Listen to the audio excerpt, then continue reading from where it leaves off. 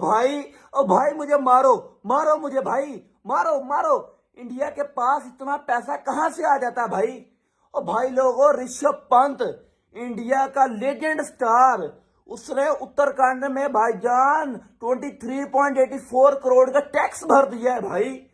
हम पाकिस्तानी भिखारी दर दर के ऊपर भाई दरवाजा खड़काते हैं शाम को आटे के लिए, और ये हमारा बोबजी कभी उस दरवाजे पे जाके खड़ा होता है, कभी उस दरवाजे पे।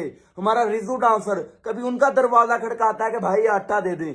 और यहाँ पे इंडिया के जो लेजेंड प्लेयर है वो भाई उत्तराखंड में 23.84 करोड़ का टैक्स भर दिया इंडियन रुपीज में। और भाई इतना पैसा इंडिया के पास कहां से आ गया है?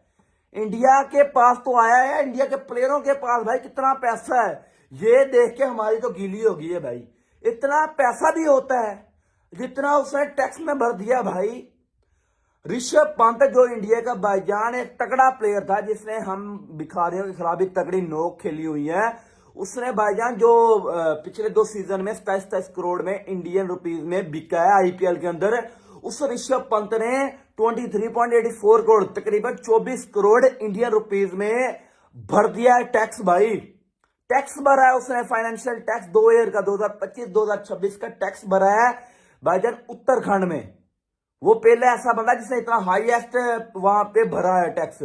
और भाई वो तकरीबन 24 करोड़ जो टैक्स है पाकिस्तानी अमाउंट में तकरीबन बन जाता है तकरीबन भाईजान 75 करोड़ पिया उस बंदे ने 2 साल का टैक्स भर दिया है। और भाई ये कौन सी बातें हैं? ये हमारी आवाज से ऊपर है भाईजान, हमारे औकात से ऊपर निकाल दी है। और हमारे बाबर आलम ने 2 करोड़ पूरी जिंदगी में नहीं देखा। वो बंदा 75 करोड़ पाकिस्तानी अमाउंट में टैक्स भर देता है भाईजान 2 साल का। तो इससे अंदाजा लगाएं कि उस बंदे ने भाई कितना पैसा कमाया होगा। उस ऋषभ पंत ने भाई कितना पैसा कमा लिया होगा। इस हिसाब से तो मेरी भाईजान यही राय है कि ऋषभ पंत के पास जितना पैसा है ना, उतने पैसे में वो पूरा पाकिस्तान खरीद सकता है भाई। जो बंदा 2 साल का टैक्स 75 करोड़ पर देता है पाकिस्तानी अमाउंट में भर देता है हमारे, क्योंकि भाई हमारे मुंह से अल्फाज नहीं निकलते जितना उसने टैक्स भर दिया है। इतना टैक्स कौन भरता है भाई? क्योंकि भाई इंडिया की जो फाइनेंशियल कंडीशन है, उनकी पब्लिक इसीलिए मजबूत है। इंडिया की पब्लिक को दरवाजे पे नहीं जाना पड़ता आटे के लिए। उसकी वजह पता क्या है? वो जो उनके लेजेंड स्टार है, उनके पास इतना पैसा, वो इतना टैक्स भर देते हैं 75 करोड़। और हम भाईजान हमारे भिखारियों के पास क्या है? उनके पास पैसा पता कहां से है? उन्होंने ओडीआई वर्ल्ड कप जीते हुए हैं, एशिया कप जीता है, चैंपियन ट्रॉफी जीती है भाई। देख ले कौन सा ऐसा टूर्नामेंट है जो 2 साल में इंडिया ने नहीं जीता। तो यही वजह है कि भाईजान वो उनके जो लेजेंड स्टार है वो इतना टैक्स भर रहे हैं। अभी तो ये ऋषभ पंत ने 25 करोड़ पिया, तकरीबन 24 करोड़ दिए टैक्स भरा है 2 साल का। अगर विराट कोहली का पता लगे कि भाई ये कितना टैक्स भरता है तो हम तो वैसे मर जाएंगे सुन के। ऋषभ पंत ने 23 करोड़ 84 लाख भाई इनकम टैक्स पेड किया है अभी इसी साल। 23 करोड़ 84 लाख, ये पाकिस्तान का कितना बनेगा भाई? 23 भाई नहीं है, मैथ मेरी वीक है भाई, बताओ कमेंट में। और भाई ये इंडिया का हाईएस्ट पेड क्रिकेटर है जिसने सबसे ज्यादा भाई टैक्स दिया है।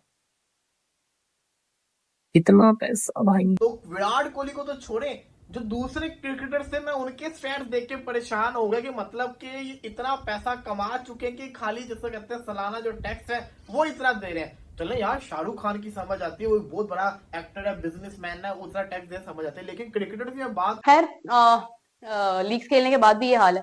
अभी विराट कोहली अगर लीग्स खेलते हो, बीबीएल खेलते हो या बाकी मुल्कों की लीग्स खेलते हो, तो आपको सोचना है कि कहाँ पर जाए बंदे का पैसा। मतलब ये है कि जबरदस्त, बहुत अच्छी बात है। एक बात इसके अंदर ऐड करना चाहूंगी कि आज जब हम शो पर बात कर रहे थे तो हमने डिस्कस किया कि कुछ सेनेटर्स, पार्टी के जो होते हैं, सेनेट होते हैं, वो बात कर रहे हैं मोहसिन नकवी साहब को, पीटीआई के हैं। तो उनका ये कहना है कि मोहसिन नकवी साहब जो है ये आराम सुकून से एक ओहदा संभालें, या सियासत में रहें या खेल में रहें। अब सियासत और खेल, तो अफसोस की बात तो ये है कि खेल में सियासत पूरी तरह से इन्वॉल्व है। पहली बात तो ये है। आप अपना सर पीटने को आओगे कि मतलब कि इतने में तो यहाँ पे पीएसएल की जिसे कहते हैं 2 टीमें बन जाती हैं, बल्कि 2 नहीं 3-4 टीमें बन जाएंगी। और यही नहीं, जितना पाकिस्तानी क्रिकेटर पूरी जिंदगी में पैसा कमाएगा वो जिसको कहते हैं ना 66 करोड़ भी ना बने पूरा, और के अंदर दे रहा है टैक्स।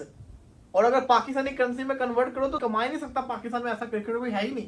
तो मैं तो हैरान होकर रह गया हूँ। मतलब कि कोहली को तो चलो समझ आती है, कोहली का लेवल बहुत अप है, बिलियनियर बन चुका हुआ है, कहाँ कहाँ से कहते हैं ना, कौन कौन से उसके बिजनेस है, स्पॉन्सरशिप बढ़ी है, फॉलोअर्स बढ़े हैं। एम एस धोनी कौन सा पीछे है? एम एस धोनी की अगर मैं बात करूं तो वो 38 करोड़ जिसको कहते हैं ना सेकंड नंबर पे आ रहे हैं स्पोर्ट्स के अंदर, 38 करोड़ वो जमा कर। आईपीएल में जो रूल कहता है कि भाई देसी और विदेशी यानी कि हमारे इंडियन और विदेशी खिलाड़ियों को लेकर अलग अलग टीडीएस कटता है।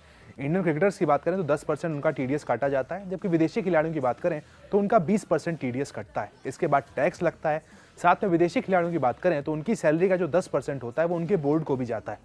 क्योंकि आईपीएल में दुनिया भर के खिलाड़ी खेलते हैं, कई ऐसे भी बोर्ड्स हैं जिनके पास बहुत ज़्यादा पैसा नहीं है, तो आईपीएल में उनके खिलाड़ी जब खेलते हैं तो उसका 10% उनकी सैलरी का उनके बोर्ड के पास जाता है। लेकिन हम यहाँ पहले इंडियन प्लेयर की बात करते हैं और आपको एग्जाम्पल से समझाते हैं कि ऋषभ पंत जैसे एक खिलाड़ी हैं जिनके पास 27 करोड़ की बोली लगी है, कितना ज़्यादा अमाउंट उनके पास आने वाला है और कौन सा पैसा, कितना पैसा कटेगा कि ऋषभ पंत को जो नहीं। दोस्तों, ऋषभ पंत का नाम आते ही हर क्रिकेट फैन के दिमाग में एक ही तस्वीर आती है, आक्रामक बल्लेबाजी, बड़े बड़े छक्के और मुश्किल हालात में टीम इंडिया के मैच पलट देने वाला खिलाड़ी। लेकिन इस समय ऋषभ पंत के सामने एक बार फिर बड़ी चुनौती खड़ी हो गई है। श्रीलंका के खिलाफ टेस्ट सीरीज से पहले टीम इंडिया की तैयारियां शुरू हो चुकी है और पंत भी इस सीरीज का हिस्सा है। लेकिन वार्म अप मुकाबले में उनका बल्ला कुछ खास नहीं चला। वहीं दूसरी तरफ देवता पदिक्कलन ने शानदार शतक लगातार अपनी दावेदार मजबूत कर दी।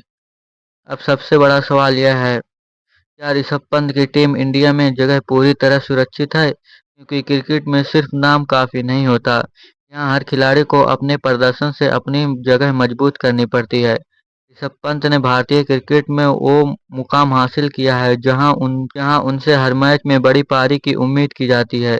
लेकिन हाल के समय में पंत के प्रदर्शन को लेकर सवाल भी उठे हैं और यही वजह है कि श्रीलंका के खिलाफ टेस्ट सीरीज उनके लिए बेहद महत्वपूर्ण होने वाली है।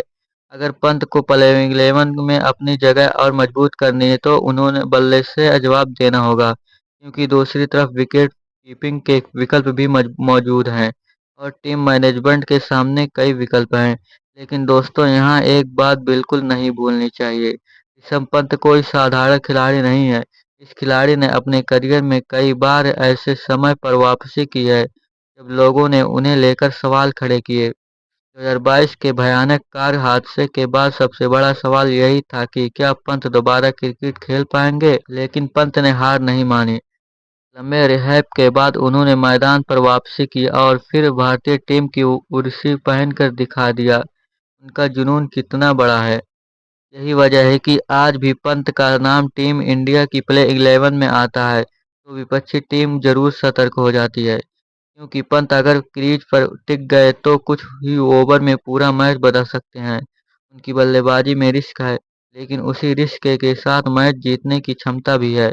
और अब श्रीलंका के खिलाफ टेस्ट सीरीज में एक बार फिर सभी की नजरें पंत पर हैं। क्या वह अपने बल्ले से आलोचकों को जवाब देंगे, या वह बड़ी पारी खेलकर टीम इंडिया में अपनी जगह मजबूत करेंगे, या फिर क्या होगा, देखते हैं। यही इस सीरीज का सबसे बड़ा सवाल बन चुका है। लेकिन एक बात तय है, ऋषभ पंत को कभी भी कम आंगन बहुत बड़ी गलती हो सकती है, क्योंकि पंत की कहानी सिर्फ रन और विकेट की कहानी नहीं है। ये एक ऐसे खिलाड़ी की कहानी है जिसमें मुश्किलों से लड़कर दोबारा क्रिकेट के मैदान पर वापसी की, और शायद यही वजह है कि करोड़ों भारतीय फैंस आज भी पंत से एक बड़ी पारी की उम्मीद लगाए बैठे हैं।